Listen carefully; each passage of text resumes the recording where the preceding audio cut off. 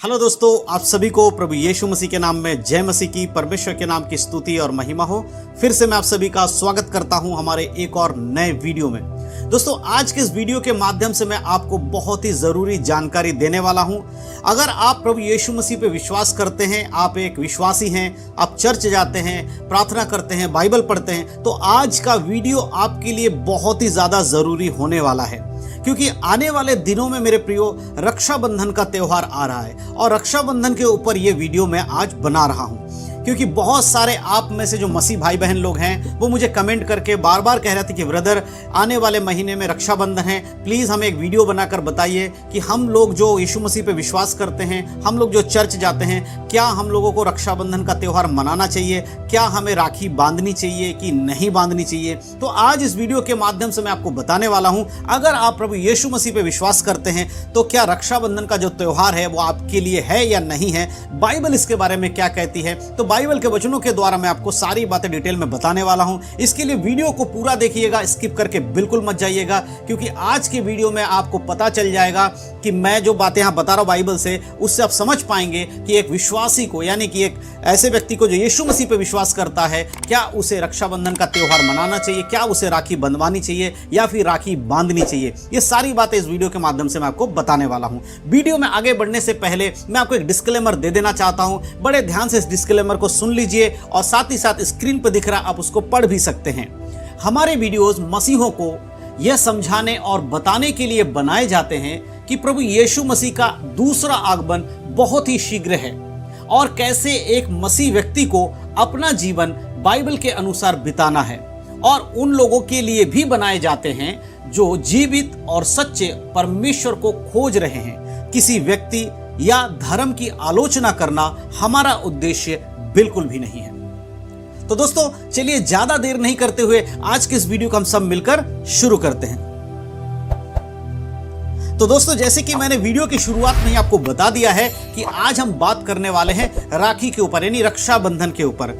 आने वाले समय में कुछ दिनों के बाद रक्षाबंधन आने वाला है और इस रक्षाबंधन में बहुत सारे ऐसे मसीह लोग भी हैं जो ये कंफ्यूजन में रहते हैं, क्या उन्हें रक्षाबंधन में राखी बांधनी चाहिए या बंधवानी चाहिए कि नहीं बंधवानी चाहिए। तो बहुत सारे मसीह भाई बहन लोग सोचते हैं कि हमें नहीं मालूम बाइबल में क्या लिखा है, क्या हम जो कर रहे हैं ये सही है या गलत है। तो इसीलिए आज मैं इस वीडियो के माध्यम से आपके सवालों का जवाब देने वाला हूं।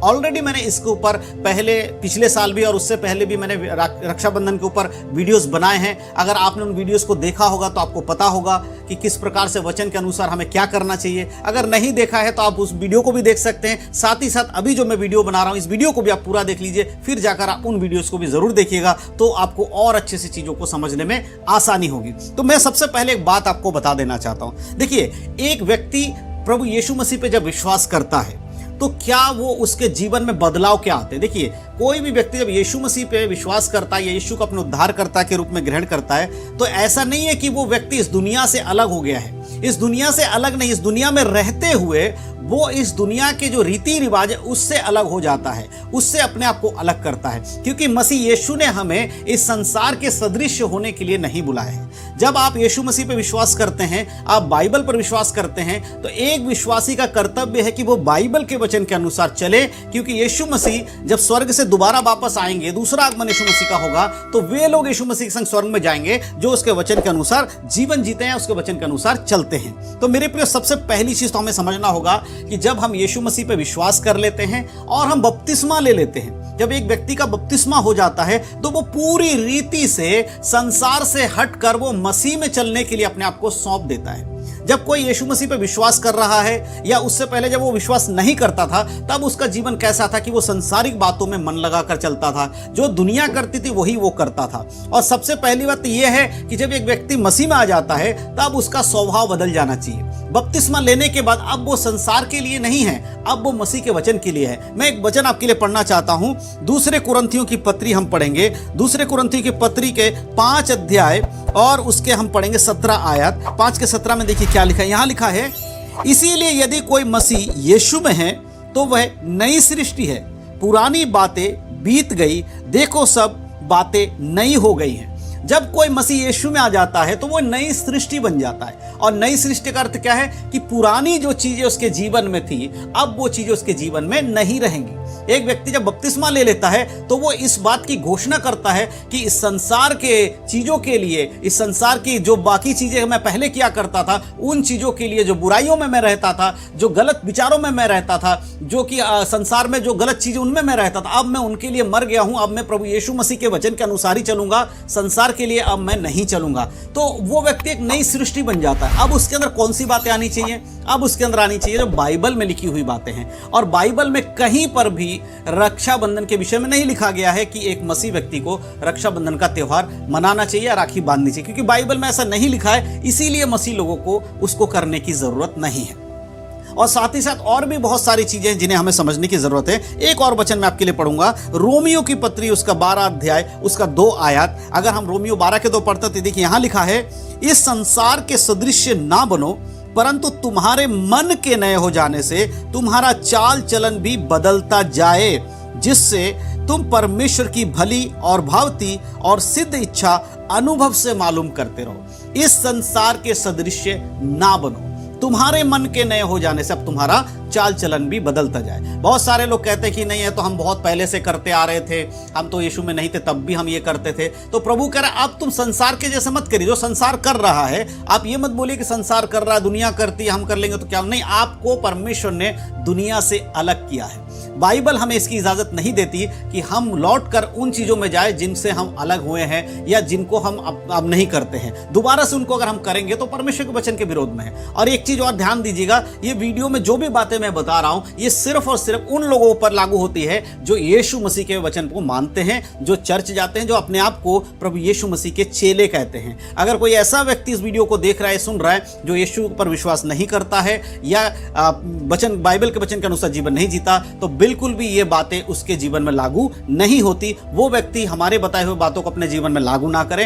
केवल वही व्यक्ति इन बातों को सुने और समझे और अपने जीवन में लागू करे जो कि प्रभु यीशु मसीह पर विश्वास करता है। क्योंकि ये वीडियो पूरी तरह से केवल और केवल विश्वासी लोगों के लिए, मसीह लोगों के लिए दिया गया है। इसीलिए वीडियो को देखने के बाद बहुत सारे लोग हमें कमेंट करेंगे, अलग अलग तरीके से गलत गलत बोलेंगे, तो आप लोग बिल्कुल भी ऐसा ना करें, क्योंकि ये वीडियो सिर्फ उन लोगों के लिए है जो यीशु मसीह पर विश्वास करते हैं। तो परमेश्वर का वचन अब आगे यही कह रहा है कि तुम संसार के सदृश नहीं बन सकते, तुम्हारे मन के नए हो जाने से तुम्हारा चाल चलन अब बदल जाना चाहिए। और साथ ही साथ परमेश्वर की भली और भावती इच्छा को अनुभव से मालूम करते हुए तुम्हें आगे बढ़ना है। मेरे प्रियो, रक्षाबंधन जब हम बात करते हैं तो ये एक तरीके से एक त्योहार है जो कि बाइबल में नहीं दिया गया है, बाइबल में ऐसा कहीं पर भी नहीं लिखा है। इसीलिए एक मसीह विश्वासी को क्या उसे रक्षाबंधन का त्योहार मनाना चाहिए, क्या उसे रक्षाबंधन के लिए राखी बांधना चाहिए या बंधवाना चाहिए? तो बिल्कुल नहीं, बाइबल इसकी इजाजत नहीं देती। बाइबल में कहीं पर भी ऐसा लिखा हुआ नहीं है। इसीलिए एक विश्वासी को ये सब करने की आप जरूरत नहीं है। साथ ही साथ एक बात आपको हमेशा ध्यान रखना चाहिए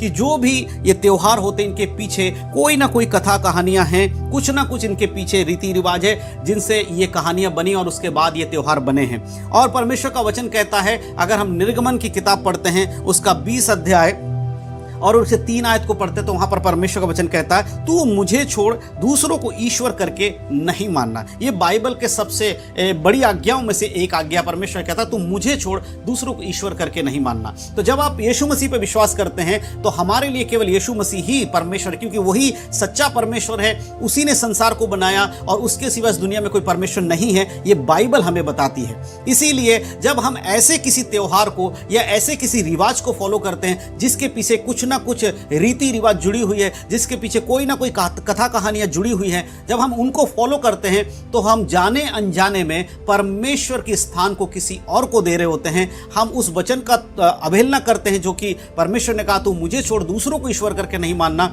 अगर हम इस प्रकार के किसी त्योहार को करते हैं तो हम उसकी सहमति देते हैं और हम ये कहते हैं कि हम उनको भी मानते हैं जिनको दुनिया मानती है। हम अलग किए हुए लोग हैं, हमारे लिए प्रभु यीशु मसीह से बढ़कर और कोई नहीं है। इसीलिए जब हम कुछ और करते हैं तो हम इनडायरेक्टली परमेश्वर के स्थान का किसी और को देकर हम परमेश्वर के वचन का अवहेलना करते हैं। इसीलिए मेरे प्रियो, कंक्लूजन में अगर मैं आपको बताऊं, सीधे तौर पे मैं आपको बताऊं, तो एक मसीह व्यक्ति के लिए रक्षाबंधन का त्यौहार मनाना जरूरी नहीं है, वचन में नहीं लिखा, इसीलिए हम ना मनाएं। और परमेश्वर इन बातों के विषय में हमें बाइबल में कुछ नहीं कहता, इसलिए हमारे लिए जरूरी नहीं है। तो अब क्या सवाल आता है कि क्या हम लोग रक्षाबंधन नहीं मनाएं, अपने घर में भी नहीं मनाएं? जी हाँ, एक अगर विश्वासी है तो उसको ऐसा नहीं करना चाहिए, उसे वचन के अनुसार जीवन जीना चाहिए। तो मेरे प्रियो, मैं विश्वास करता हूं कि वचन के आधारित आप समझ गए हैं, एक विश्वासी के लिए सांसारिक बातों में मन लगाना जरूरी नहीं है।